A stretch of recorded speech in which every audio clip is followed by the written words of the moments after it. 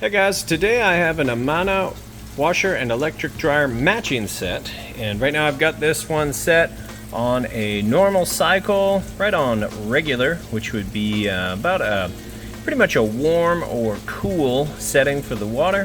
The further you go to heavy, the warmer the water gets. You get out here and it's cool, and then cold wash would be here, also kind of like your quick wash.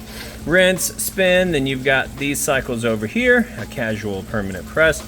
Then you can control how much water it's going to use with this switch here. So just a few basic controls and get essentially everything you need done here. I've got this filled up with jeans, towels, jackets, some t-shirts, that kind of thing.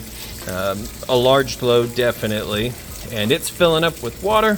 I'll show you that once it gets all the way full submersion, that it agitates like it's supposed to. Then when we move out of the wash cycle into the rinse cycle, right about up here, that it drains the water out like it's supposed to, and that it has a nice, fast, smooth final spin cycle when we're all said and done. So then when it's all done, I'll move the clothes over to the matching dryer and show you that that's working perfectly as well. I always do a video on my last test load. I run about 4 loads through them, and on the last one, I do a video as if you were standing here yourself checking it out. That way you know when you get it home and plug it in, everything's gonna work perfect. That's how I like to spend my money, so that's how I like to sell my items. But we'll let this go ahead and finish filling up, and we'll come back. All right, we're back. We're into the wash cycle a little ways. You can hear that agitator working perfectly. I'm gonna lift this up here. Of course, the safety switch is gonna shut it down, but I'll kind of show you real quick how this agitator works.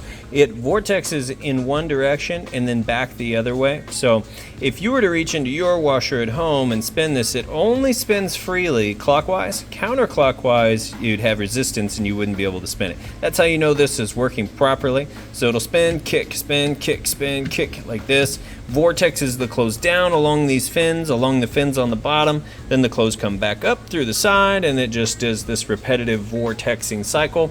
And that's the agitation process and how your clothes actually get clean.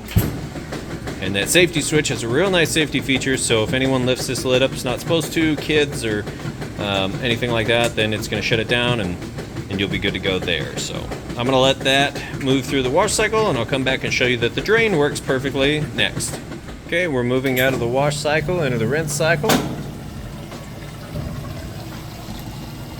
You can hear it running that drain nice and fast. Now I'm not going to lift this lid up while it's draining the water out. That'll interrupt the neutral cycle that it's using to drain the water out. But like I said, you can hear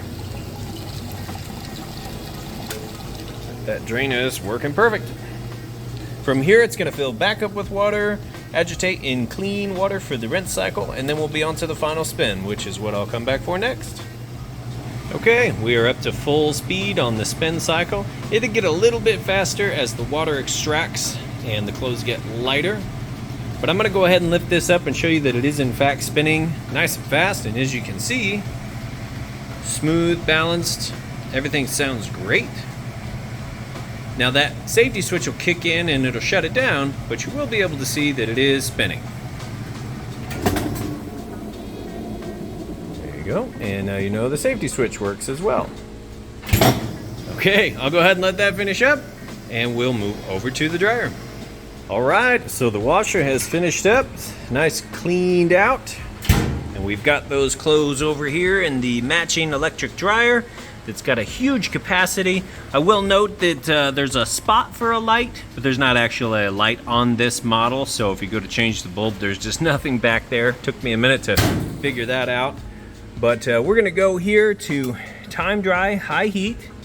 Go ahead and hit start.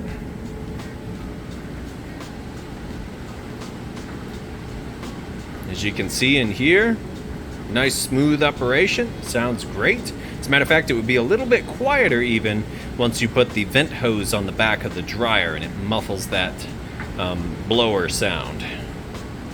Nice and quiet. I'm going to give it just a second to heat up nice and hot. But real quick, I'll show you on here. You've got 4 different heat settings. You've got an automatic high heat, you've got a time dry low heat, you've got an air dry, which is no heat, and then you've got a time dry high heat. And so those are your essentially 4 different options there. And it does have a buzzer, so it will, once it gets done, buzz at you. There's no on-off switch for that, it just is. And then you've got the push to start. Over here, this is where you would change out your lint trap before each load. Make sure that air is flowing nice and free. Then I'm gonna show you real quick. So right in between those 2 red dots, it's gonna take a surface temperature measurement. It's about 81 degrees on top of the dryer, 77 degrees on the concrete floor here. So we'll go ahead and open this up. See, everything's tumbling like it's supposed to. Now right inside that heating element tube, that's where the heat kicks out, so it gets nice and hot right in here. But the inside of your dryer, it's only gonna get from about 95 up to 195. It just depends on how long it's been running and what you have that heat setting at up top here. So I'll go ahead and let those clothes finish up, get these listed up for sale.